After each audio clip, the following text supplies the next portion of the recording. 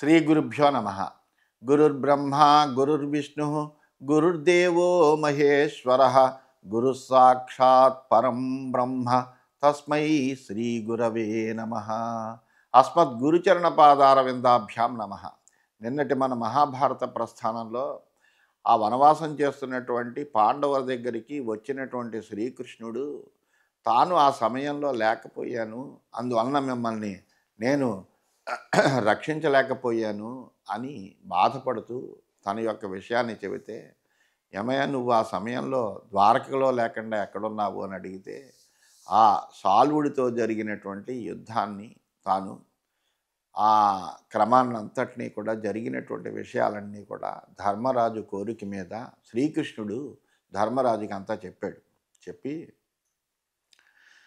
జరగవలసిందంతా జరిగిపోయింది, ఇప్పుడు నేను చేయగలిగినటువంటిది కూడా ఏమీ లేదు, కానీ ఆ సమయంలో కనుక ఉంటే కనుక ఈ జోదాన్ని నివారించి ఉండేవాడిని, లేదా ఆ దుర్యోధనుని సంహరించి ఉండేవాడిని. ఈ రెండు కూడా జరగకుండా అయిపోయాయి, అందువలన జరగవలసింది జరిగిపోయిన తర్వాత ఇప్పుడు విచారించి ఫలమేం లేదు అని చెప్పి వాళ్ళని ఊరడించినటువంటి వాడై అక్కడి నుంచి తిరిగి ద్వారకి వెళ్ళడానికి ప్రయాణమయ్యాడు. సుభద్రని అభిమన్యుణ్ణి కూడా తన రథం మీద కూర్చోబెట్టుకుని ఆయన కూడా ఎక్కాడు. శైభ్య సుగ్రీవయుక్తేన రథేన ఆదిత్యవర్చస ద్వారకాం ప్రేయౌ కృష్ణ సమాశ్వాస్య యుధిష్ఠిరం. ఈ విధంగా యుధిష్ఠిరుణ్ణి ఊరడించినటువంటి వాడే శైభ్య సుగ్రీవాలనేటువంటి గుర్రాలు పోంచబడినటువంటి సూర్యుళ్ళ ప్రకాశించేటువంటి బంగారుమయమైనటువంటి రథం మీద శ్రీకృష్ణుడు మళ్ళీ ద్వారకకి చేరుకున్నాడు. తత ప్రయాతే దాసార్హే దృష్టజుమ్నోపి పార్శ్వత ద్రౌపదేయానుపాదాయ ప్రయయో స్వపురం తదా. శ్రీకృష్ణుడు వెళ్ళిన తర్వాత ఆ ద్రుపదపుత్రుడైనటువంటి దృష్టజుమ్నుడు కూడా ద్రౌపదీ నందనుల్ని తీసుకుని, అంటే ఉప పాండవులను 5గురిని కూడా తీసుకుని తన నగరానికి వెళ్ళాడు. దృష్టకేతు స్వసారంచ సమాదాయాధ చేదిరాట్ జగామ పాండవాన్ దృష్ట్వా రమ్యాం శుక్తిమతీం పురాం. చేదిరాజైనటువంటి దృష్టకేతువు కూడా వీళ్లతో కలిసి వచ్చాడు. ఆ పాండవులను చూశాడు. చూసిన తర్వాత తన సోదరి నకులుడికి భార్య అయినటువంటి కరేణుమతిని తీసుకుని అందమైనటువంటి తన శుక్తిమతి నగరానికి తిరిగి వెళ్ళాడు ఆయన. కేకయశ్చాప్యనుజ్ఞాతా కౌంతేయే నామితౌ జస ఆమంత్ర్య పాండవాన్ సర్వాన్ ప్రయుస్తేపి భారత. అలాగే కేకయ రాజకుమారులు కూడా అమిత తేజస్వి అయినటువంటి ధర్మరాజును పాండవులను బోరడించి వాళ్ళ అనుమతి తీసుకుని వాళ్ళు కూడా అక్కడి నుంచి వెళ్ళారు. బ్రాహ్మణాశ్చ విశశ్చైవ తథా విషయవాసిన విసృజ్యమాన శుభ్రసం నత్యజంతి స్మ పాండవాన్. అయితే యుధిష్ఠిరుడితో వచ్చినటువంటి బ్రాహ్మణులు వైశ్యులు పలుమార్లు చెప్పినప్పటికీ కూడా పాండవులను విడిచిమట్టుకు వాళ్ళు వెళ్ళలేదు, వాళ్ళు అక్కడే ఉన్నారు. సమవాయస్స రాజేంద్ర సుమహాద్భుత దర్శన ఆసీన్ మహాత్మనాం తేషాం కామ్యకే భరతర్షభ. ఆ సమయంలో కామ్యక వనంలో గొప్ప అద్భుతమైనటువంటి మహాత్ముల యొక్క సమ్మేళనం ఒకటి జరిగిందయ్యా. యుధిష్ఠిరస్తు విప్రాంస్తాన్ననుమాన్య మహామనాః శశాస పురుషాన్ కాలే రథాన్ యోజయతేతి వై. మహామనస్కుడైనటువంటి యుధిష్ఠిరుడు అక్కడ ఉండేటువంటి బ్రాహ్మణులందరి యొక్క అనుమతి తీసుకుని రథాలను సిద్ధం చేయండి అని సేవకులకి ఆజ్ఞాపించాడు. ఇది శ్రీ మహాభారతే వనపర్వణి అర్జున అభిగమన పర్వణి సౌభవధోపాఖ్యానే 12వ. ఈ విధంగా శ్రీమన్ మహాభారతంలో వనపర్వంలో అర్జునాభిగమన పర్వం అనే ఉపపర్వంలో సౌభవధోపాఖ్యానం అనేటువంటి 22వ అధ్యాయం పూర్తయింది. 23వ అధ్యాయంలోకి మనం ప్రవేశించాం.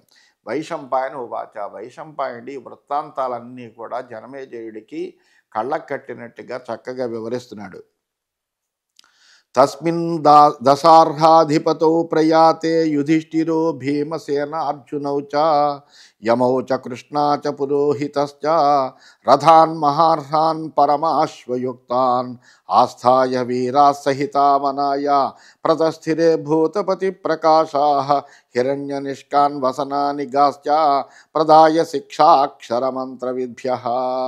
ఆ శ్రీకృష్ణుడు వెళ్ళిన తర్వాత ఈశ్వరుల్లా ప్రకాశిస్తున్నటువంటి వీరులైనటువంటి యుధిష్ఠిర, భీమ, అర్జున, నకుల, సహదేవులు, ద్రౌపది, పురోహితుడు, ధౌమ్యుడిని తోటి కూడినటువంటి ఆ యుధిష్ఠిరుడు వీళ్ళందరూ కూడా మంచి గుర్రాలు పుంచినటువంటి యోగ్య రథాలని ఎక్కి వేదాంగవేత్తలైనటువంటి బ్రాహ్మణులకు బంగారు నాణాలని, వస్త్రాలని, గోవులను దానం చేసి అక్కడి నుంచి వేరొక వనానికి, ఈ కామ్యక వనం నుంచి మరొక వనానికి బయలుదేరారట, ద్వైత వనానికి బయలుదేరారు. ప్రేష్యా పురో వింశతిరాత్తశస్త్రా ధనుంషి శస్త్రాన్ని శరాంశ దీప్తాన్ మౌర్వీశ్చ యంత్రాన్ని చ సాయకాంశ్చ సర్వే సమాదాయ జగన్యమీయు. ఆ శ్రీకృష్ణుడితో పాటుగా శస్త్రధారులైనటువంటి 20 మంది సైనికులు, సేవకులు ధనుస్సులను, శస్త్రాలను, ప్రకాశిస్తున్నటువంటి బాణాలను, అట్లాగే ఈ ధనుస్సులను తీసుకుని ముందుగా పశ్చిమ దిక్కు వైపుకి వెళ్ళారట. తతస్తు వాసాంసి చ రాజపుత్ర్యా ధాత్రిశ్చ దాస్యశ్చ విభూషణంచ తదింద్రసేన స్వరిత ప్రగృహ్య జఘన్యమేవోపయయౌ రథేన. ఆ శ్రీకృష్ణుడితో పాటునటువంటి వాళ్ళందరూ ఇలా ద్వారక వైపు ప్రయాణమయ్యారు. అనంతరము సారథి అయినటువంటి ఇంద్రసేనుడు రాజకుమారి సుభద్ర యొక్క వస్త్రాలను, భూషణాలను, దాదులను, దాసీలను తీసుకుని తొందరగా రథం మీద పశ్చిమ దిక్కుకు వెళ్ళారట.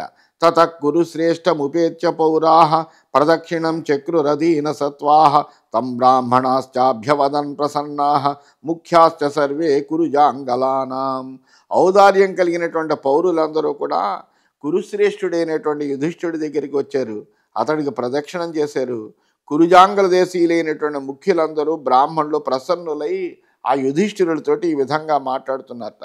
నచాపి తాన్ అభ్యవదత్ ప్రసన్నః సహైవ తైర్భ్రాతృభిర్ధర్మరాజః తస్థౌ చ తత్రాధిపతిర్మహాత్మా దృష్ట్వా జనౌఘం కురుజాంగలానాం. ఆ సోదరులతో పాటుగా ధర్మరాజు కూడా ప్రసన్నుడై వాళ్ళతోటి మాట్లాడాడు. కురుజాంగల దేశంలోని ఆ జనసమూహాన్ని చూసి మహాత్ముడైనటువంటి యుధిష్ఠిరుడు కొంతకాలము ఆ ప్రదేశంలో ఉన్నాడు. పితేవ పుత్రేషు సతేషు భావం చక్రే కురూణాం వృషభో మహాత్మా తే చాపి తస్మిన్ భరతం ప్రభర్షే తదా బభూవు పితరీవ పుత్రాః. పుత్రుల మీద తండ్రికి ఏ విధమైనటువంటి ఆ వాత్సల్యం ఉంటుందో అటువంటి వాత్సల్యం ఆ జనుల పట్ల ధర్మరాజుకు ఉంది. అందువలన ఆ ధర్మరాజు తన హృదయాన్ని విప్పి వాళ్ళతోటి వ్యవహరించాడు. వాళ్ళు కూడా తండ్రి పట్ల పుత్రుల్లాగా అనురక్తులే ఉన్నారట. తతస్తమాసాద్య మహాజనౌఘాః కురు ప్రవీరం పరివార్యతస్థుః హానాదః ధర్మ ఇతి బ్రువాణాః భీతాశ్చ సర్వే అశ్రుముఖాశ్చ రాజన్. వరకురూణామధిప ప్రజానాం పితేవ పుత్రాన్ అపహాయ చాస్మాన్ పౌరానిమాన్ జనపదాంశ్చ సర్వాన్ హిత్వా ప్రయాత క్వను ధర్మరాజః. ఓ రాజా, ఆ తర్వాత అక్కడ జనసమూహం అంతా కురుప్రవీరుడైనటువంటి యుధిష్ఠిరుడి చుట్టూ చేరి భీతులై కన్నీటి ముఖాలతో హా నాథా, హా ధర్మరాజా, ఆ రాజా అంటూ ఆక్రోశిస్తూ ఈ విధంగా అడిగట. రాజా, కురుశ్రేష్ఠుడమైనటువంటి నువ్వు మమ్మల్ని తండ్రిలా చూసేవాడవు, ఎక్కడ పౌరులను, జానపదులను అందరినీ విడిచి ఎక్కడికి వెళ్తున్నావయ్యా? దిగ్ధార్త రాష్ట్రం సునృశంస బుద్ధిం ధిక్ సౌబలం పాపమతిం చ కర్ణం అనర్థమిచ్చంతి నరేంద్ర పాప ఏ ధర్మ నిత్యస్య సతస్తవైవం. క్రూర బుద్ధి అయినటువంటి దుర్యోధనుడిని మేమందరము కూడా ధిక్కరిస్తున్నామయ్యా. సౌబలుడైనటువంటి శకుని, పాపమతి అయినటువంటి కర్ణుని కూడా తిరస్కరిస్తున్నాము. నిత్యము ధర్మతత్పరుడమైనటువంటి నీకే ఈ విధంగా అనర్థాన్ని కోరుతున్నటువంటి ఆ పాపాత్మలందరినీ, నిన్ని చిన్నతనం నుంచి మీ మీద ఒక విధమైనటువంటి శత్రుత్వ భావనతో మిమ్మల్ని ఈ విధంగా కష్టాల పాలు చేస్తున్నారు. అటువంటి ఆ పాపాత్ములందరినీ కూడా మేము తిరస్కరిస్తున్నాము. స్వయం నివేశ్య అప్రతిమం మహాత్మా పురం మహాదేవ పురప్రకాశం శతక్రతు ప్రస్థమమేయ కర్మ హిత్వా ప్రయాత క్వను ధర్మరాజః. అచించకర్ముడు, మహాత్ముడు అయినటువంటి ధర్మరాజు స్వయంగా అనుపమానమైనటువంటి ఎవ్వడు కూడా అటువంటి నగరాన్ని ఎవరు చూడలేరట. అటువంటి అంటే అద్వితీయమైనటువంటి అంత సుందరమైనటువంటి ఇంద్రప్రస్థపురాన్ని నిర్మించి తనే దాన్ని వదిలిపెట్టి ఎక్కడికి వెళ్తున్నాడు? అటువంటి తానే నిర్మించుకున్నాడే, ఆ నిర్మించుకున్నటువంటి ఆ ఇంద్రప్రస్థాన్ని వదిలిపెట్టి ఎక్కడికి పెడుతున్నాడో కదా. చకార యామ ప్రతిమాం మహాత్మా సభామయో దేవ సభా ప్రకాశాం తాం దేవగుప్తామివ దేవమాయాం హిత్వా ప్రయాత క్వను ధర్మరాజ. వాళ్ళందరూ బాధపడుతున్నారు మాట. ఇంత గొప్పదైనటువంటి నగరాన్ని నిర్మించి అద్భుతమైనటువంటి ఎనలేనటువంటి కీర్తిని ఆర్జించినటువంటి ధర్మరాజు తాను నిర్మించుకున్నటువంటి ఆ పురాన్ని విదిలిపెట్టి పెడుతున్నాడు కదా. మహాత్ముడైనటువంటి మయుడు దేవసభ లాంటి ప్రకాశించేటువంటి అప్రతిమానమైనటువంటి ఒక గొప్ప మయసభని నిర్మించాడు. అటువంటి ఆ మయసభ దేవతల చేత రక్షింపబడినట్టుగా ఉండేటువంటి దేవమాయా స్వరూపమైనటువంటి మయసభను కూడా వదిలిపెట్టి ధర్మరాజు ఎక్కడికి బయలుదేరావయ్యా, ఎలా వెళ్ళిపోతున్నావా ఇవన్నీ వదిలిపెట్టి? తాన్ ధర్మ కామార్థ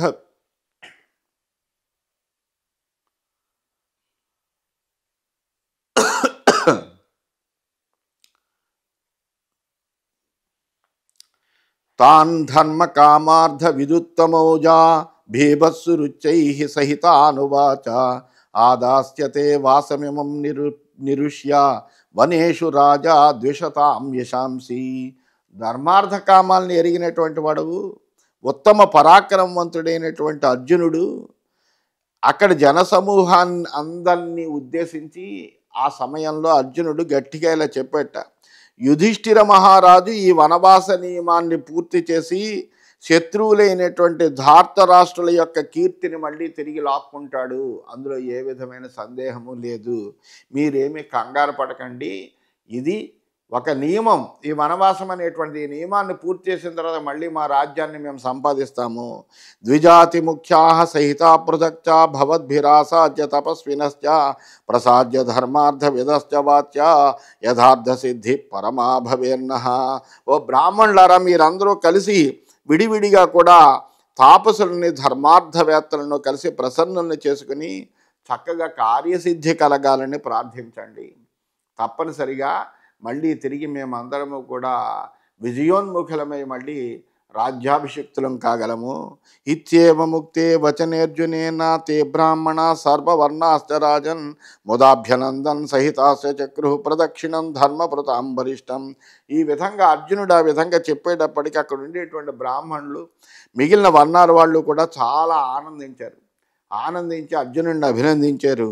వాళ్ళంతా కలిసి ధర్మాత్ముల్లో శ్రేష్ఠుడైనటువంటి ధర్మవర్తనుడైనటువంటి ధర్మరాజుకి ప్రదక్షిణం చేశారు. ఆమంత్రియ పార్థం చ బృకోదరం చ ధనంజయం యాజ్ఞసేనీం యమౌచ ప్రతస్థిరే రాష్ట్రమపేత హర్షా యుధిష్ఠిరేణానుమతా యథాస్వం. ఆ తర్వాత వాళ్ళందరూ కూడా ఆ యుధిష్ఠిరుడు భీమార్జున నకుల సహదేవులను ద్రౌపదిని సెలవడిగి వాళ్ళ దగ్గర వాళ్ళని చక్కగా నమస్కారం చేసి వాళ్ళ దగ్గర సెలవు తీసుకున్నటువంటి వాళ్ళే తమ రాష్ట్రానికి ప్రయాణం అయ్యారు. ఇది శ్రీమన్ మహాభారతే వనపర్వణి అర్జునాభిగమన పర్వణి ద్వైతవన ప్రవేశే త్రయోవింశోధ్యాయ. ఈ విధంగా శ్రీమన్ మహాభారతంలో వనపర్వంలో అర్జునాభిగమన పర్వం అనే ఉపపర్వంలో ద్వైతవన ప్రవేశము అనేటువంటి 23వ అధ్యాయము పూర్తయింది. 24వ అధ్యాయంలోకి మనం ప్రవేశించాము. వైశంపాయనుడు చెబుతున్నాడు ఈ వృత్తాంతాలన్నీ కూడా జనమేజయుడికి. ఓ జనమేజయ మహారాజా, తతస్తేషు ప్రయాతేషు కౌంతేయ సత్యసంగరభ్యభాషత ధర్మాత్మా భ్రాతృన్ సర్వాన్ యుధిష్ఠిర. ఆ కురుజాంగల దేశీయులైనటువంటి జనులందరూ వెళ్ళిపోయిన తర్వాత సత్యప్రతిజ్ఞుడైనటువంటి ధర్మాత్ముడైనటువంటి యుధిష్ఠిరుడు తన సోదరులందరితోటి ఉద్దేశించి ఈ విధంగా అంటున్నాడు, ద్వాదశేమాని వర్షాణి వస్తవ్యం నిర్జనే వనే సమీక్షధ్వం మహారణ్యే దేశం బహుమృగద్విజం. మనము 12 సంవత్సరాల పాటు ఈ నిర్జనమైనటువంటి అరణ్యంలో నివసించాలి. అనేక పశుపక్షాదులు ఉండేటువంటి ప్రదేశాన్ని చక్కగా ఈ అరణ్యంలో మనము ఉండడానికి వీలుగా ఉండేటువంటి దాన్ని ఈ మహారణ్యంలో పరిశీలించండి. బహు పుష్పఫలం రమ్యం శివం పుణ్యజనావృతం యత్రేమా శరద సర్వాహ సుఖం ప్రతివసేమహి. చక్కటి ఫలపుష్పాలు కలిగినటువంటి అందమైనటువంటి మంగళకరమైనటువంటి పుణ్యాత్ములందరూ ఉండేటువంటి ప్రదేశాన్ని చూడండి. ఈ 12 సంవత్సరాలు మనం అక్కడ సుఖంగా నివసించగలగాలి అన్నాడు. ఏవ ముక్తే ప్రత్యువాచ ధర్మరాజం ధనంజయ గురువన్ మానవ గురుం మానయిత్వా మనస్వినం. అప్పుడు ఆ ధనంజయుడు ఉదార మనస్కుడు మానవ గురువు అయినటువంటి ధర్మరాజునే గురుతుల్యునిగా భావించి అతనితోటి ఈ విధంగా అన్నాడు. అర్జునుడు మాట్లాడుతున్నాడు. భవానేవ మహర్షీణాం వృద్ధానాం పర్యుపాసిత అజ్ఞాతం మానుషే లోకే భవతో నాస్తి కించన. మహర్షులకి వృద్ధులకు కూడా నువ్వే సేవింపదగినటువంటి వాడవయ్యా. నువ్వు ఎక్కడున్నావో వెతుక్కుని పెద్ద పెద్ద వాళ్ళందరూ కూడా శిష్టులైనటువంటి వాళ్ళందరూ కూడా నీ దగ్గరికి వచ్చి నమస్కారం చేసి నీ దగ్గర ధార్మికమైనటువంటి విషయాల్ని అనేకములైనవి వింటూ ఉంటారు. అందువలన ఈ మానవ లోకంలో నీకు తెలియందంటూ ఏమీ లేదు. త్వయాహి ఉపాసిత నిత్యం బ్రాహ్మణ భరతర్షభ ద్వైపాయన ప్రభృతయ నారదశ్చ మహాతపాహ. ఓ భరతశ్రేష్ఠ, నువ్వు నిత్యం బ్రాహ్మణులను నారదుడు ద్వైపాయనుడు మొన్నగు మహాతపస్సులను కూడా సేవిస్తూ ఉంటావు. యహ సర్వలోక ద్వారాణి నిత్యం సంచరతే వసి దేవలోకాత్ బ్రహ్మలోకం గంధర్వ అప్సరసామపి. ఇంద్రియాల్ని వశమందు ఉంచుకుని దేవలోకం నుండి బ్రహ్మలోకం వరకు సర్వలోకాలను గంధర్వ అప్సరల లోకాలను నిత్యము సంచరించు ఉండేటువంటి మహాతపస్వి అయినటువంటి నారదుడు ఉన్నాడు కదా. ఆ నారదుడిని నువ్వు అటువంటి ఆ నారదుడిని దేవర్షి అయినటువంటి నారదుడిని కూడా నువ్వు సేవిస్తావు కదా. అనుభావాంశ జానాసి బ్రాహ్మణానాం న సంశయ ప్రభావాంశైవ వ్యర్థత్వం సర్వేషామేవ పార్థివా. అందువల్ల నువ్వు బ్రాహ్మణుల అందరి యొక్క అనుభవాలను ప్రభావాలను ఎరుగుదు. నువ్వు ఇందులో ఏ విధమైనటువంటి సందేహము లేదు. నిరంతరము వాడిని సేవిస్తూ ఉంటావు కాబట్టి అందులో త్వమేవ రాజన్ జానాసి శ్రేయ కారణమేవ చ యత్రేచ్ఛసి మహారాజా నివాసం తత్ర కుర్మహే. అందువలన ఓ రాజా, శ్రేయకారణమైనటువంటి జ్ఞానాన్ని తెలిసినటువంటి వాడు నువ్వే కాబట్టి మనం ఎక్కడ ఉండాలని నువ్వు భావిస్తున్నావో చెప్పు, అక్కడే నివాసం ఉందామయ్యా మనము. ఇదం ద్వైతవనం నామ సరపుణ్యజలోచితం బహుపుష్పఫలం రమ్యం నానా ద్విజ నిషేవితం. ఇదే ద్వైతవనము. ఇందులో చక్కటి సరస్సులు ఉన్నాయి, పవిత్రమైనటువంటి జలం కలిగినటువంటి ఉన్నాయి, ఆస్వాదయోగ్యంగా ఉన్నాయి, ఎన్నో ఫలపుష్పాలు అన్నీ ఉన్నాయి. ఇక్కడ అనేకములైనటువంటి పక్షులతో కూడి చాలా అందంగా ఉంటుంది. అత్రేమా ద్వాదశ సమాహ విహరామే తిరోచయే ఎదితే అనుమతం రాజన్ కిమన్యన్ మన్యతే భవాన్. ఇక్కడ మనము ఈ 12 సంవత్సరాలు కూడా హాయిగా నివసించగలమని మేము అందరం కూడా అభిప్రాయపడుతున్నాను. అందువల్ల నీకు ఇష్టమైతే కనుక మనం ఇక్కడ ఉందాము, లేకపోతే మరొక ప్రదేశం ఏదైనా ఉత్తమమైందిగా నువ్వు భావిస్తూ ఉంటే కనుక చెప్పు, అక్కడికే వెళ్దాము అన్నాడు. అంటే అప్పుడు యుధిష్ఠిరుడు చెబుతున్నాడు, మమాపి ఏతన్మతం పార్థ త్వయా యత్ సముదాహృతం గచ్ఛామః పుణ్యవిఖ్యాతం మహద్వైతవనం సరహ. అలా అయితే పార్థ, నువ్వు చెప్పినటువంటిదే నాకు కూడా ఇష్టమైన విషయము. పుణ్యాత్ములచే ప్రసిద్ధికి ఎక్కినటువంటి సరస్సులు అన్నీ ఉన్నటువంటి ద్వైతవనమే కాబట్టి ఈ ద్వైతవనంలోనే ఉందాము, అక్కడికే వెళ్దాము అని అన్నాడు. తతస్తే ప్రేయుస్సర్వే పాండవా ధర్మచారిణ బ్రాహ్మణైర్బహుభిః సార్ధం పుణ్యం ద్వైతవనం సరహ. అందువలన అప్పుడు ఆ ధర్మ తత్పరులైనటువంటి పాండవులంతా కూడా బ్రాహ్మణులతో కలిసినటువంటి వాళ్ళే పవిత్రమైనటువంటి ఆ ద్వైతవనంలోకి ప్రవేశించి అక్కడ మంచిదైనటువంటి ఒక చక్కటి ప్రదేశం కోసం చూస్తున్నారు. బ్రాహ్మణా సాగ్నిహోత్రాశ్చ తథైవ చ నిరగ్నయః స్వాధ్యాయినో భిక్షవశ్చ తథైవ వనవాసినః బహవో బ్రాహ్మణాస్తత్ర పరివవ్రుర్యుధిష్ఠిరం తపస్సిద్ధా మహాత్మానః శతశః సంశితవ్రతాః. అప్పుడు పలువురు అగ్నిహోత్రం చేసేటువంటి బ్రాహ్మణులు, అగ్నిహోత్రం లేనటువంటి బ్రాహ్మణులు, అంటే అగ్నిహోత్రం చేసే బ్రాహ్మణులు అంటే గృహస్థులైనటువంటి వాళ్ళు, అగ్నిహోత్రం లేని బ్రాహ్మణులు అంటే బ్రహ్మచారులు అయినటువంటి వాళ్ళు. అటువంటి బ్రహ్మచారులైన బ్రాహ్మణులు ఉన్నారు, గృహస్థులైన బ్రాహ్మణులు ఉన్నారు. స్వాధ్యాయం అధ్యయనం చేసేటువంటి వాళ్ళందరూ భిక్షువులు, వనచరులు, తపస్సిద్ధులు, మహాత్ములు, కఠోరమైన నియమాలను పాటించేటువంటి బ్రాహ్మణులందరూ కూడా యుధిష్ఠిరుడిని సమీపించారు. తే యాత్వా పాండవా తత్ర బ్రాహ్మణైర్బహుభిః సహ పుణ్యం ద్వైతవనం రమ్యం వివిశుర్భరతర్షభా. అలాగా అంతమంది బ్రాహ్మణులతో కూడినటువంటి పాండవులు పుణ్యమైనటువంటి రమ్యమైనటువంటి ద్వైతవనానికి చేరుకున్నారు. తమాల తాళాంబర మధూక నీప కదంబ సజ్జార్జున కర్ణికారై తపాచ్యయే పుష్పధరైరుపేతుం మహావనం రాష్ట్రపతిర్దదర్శ. రాజ్యాధిపతి అయినటువంటి యుధిష్ఠిరుడు అక్కడ తమాల తాళ ఆమ్ర మధుక నీప కదంబ సాల అర్జున కర్ణికార వృక్షాలతోటి కూడి ఉంది. అక్కడ లేని వృక్షం అంటూ లేదుట. అటువంటి చక్కటి అనేకములైనటువంటి వృక్షాలతో ఉన్నటువంటి, గ్రీష్మ ఋతువు గడిచిన తర్వాత పూలు పూసేటువంటి అనేకములైనటువంటి వృక్షాలతో కూడినటువంటి ఆ మహావనాన్ని చూశారు. మహాద్రుమాణం శిఖరేషు తస్తు మనోరమాం వాచముదీరయంతః మయూరదాత్యూహ చకోర సంఘాః తస్మిన్ వనే బర్హిణ కోకిలాశ్చ. ఆ వనంలో పెద్ద పెద్ద చెట్లు ఉన్నాయట. ఆ చిటారు కొమ్మల మీద నెమళ్ళు చకోరాలు ఉన్నాయట, చాతక పక్షులు ఉన్నాయట, కోకిలలు ఉన్నాయట. ఇలా అనేకములైనటువంటి రకరకాల పక్షుల సమూహాల యొక్క కలకల రావాలు చేస్తూ అక్కడ నివసిస్తున్నాయి.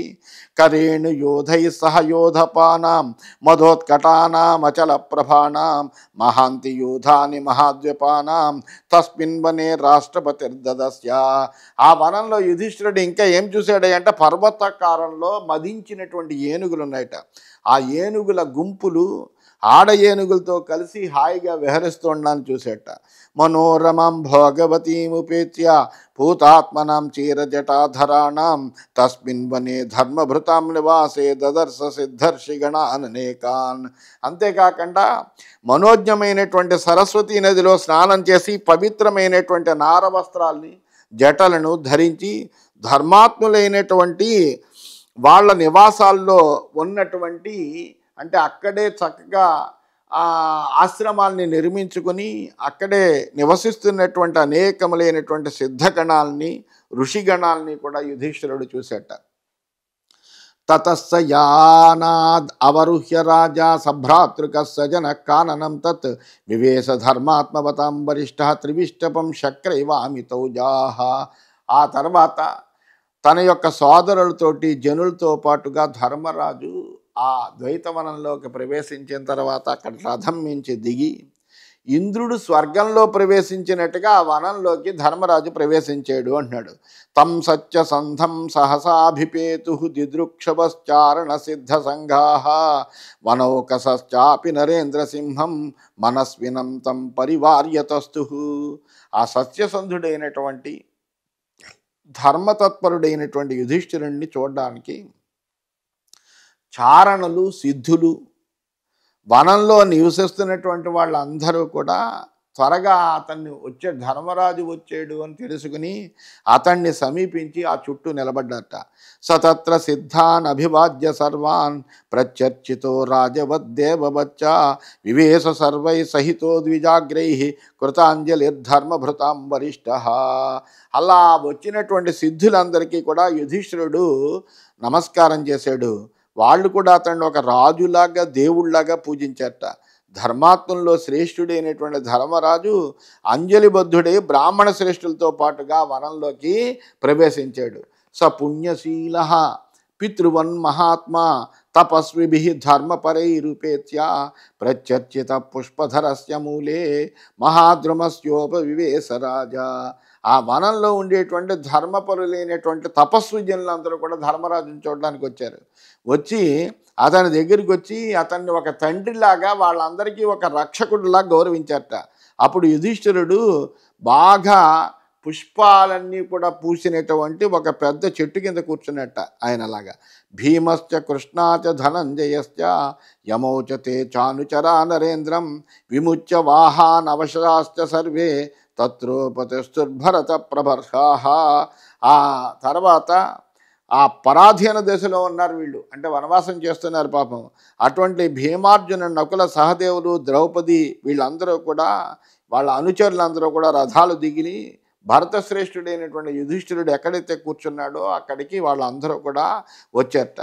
వచ్చి లతావతానావనతస్స పాండవః మహాద్రుమ పంచభిరేవ ధన్విభిః బభౌ నివాసోపగతైర్మహాత్మభిః మహాగిరిర్వారణయోధపైరివా. ఒక మహాపర్వతము గజరాజులతో శోభిల్లినట్టుగా, అంటే ఆ పర్వతం మీద గజాలు నడుస్తుంటే చాలా అద్భుతంగా ఉంటుందట. అలాగా ఆశ్రయం కోసం చేరినటువంటి ధనుర్ధరులైనటువంటి ఆ పాండవులతోటి కూడినటువంటి లతా సమూహాలతో వంగినటువంటి ఆ మహావృక్షము, అంటే ఆ వృక్షం కింద వీళ్ళందరూ ఇలా ఉండేటప్పటికీ, వీళ్ళందరూ ఆ వృక్షాన్ని ఆశ్రయించేటప్పటికీ ఆ మహావృక్షం ఎలా ఉందయ్యా అంటే గొప్ప శోభాయమానంగా ఉందిట. అంటే గజరాజులతోటి ఏ విధంగా అయితే ఒక పర్వతం శోభిస్తుందో అలాగే ఈ గజ సమానులైనటువంటి గొప్ప పరాక్రమవంతులైనటువంటి పాండవులతోటి ఆశ్రయింపబడినటువంటి ఆ వృక్షం అలా శోభిస్తోంది అని చెప్పారు. ఈ విధంగా వాళ్ళు 12 సంవత్సరాలు వనవాసం చేయడం కోసమని ఆ ద్వైత వనంలో ఉందామని ఒక నిశ్చయము చేసుకుని అక్కడికి వాళ్ళు వచ్చారు.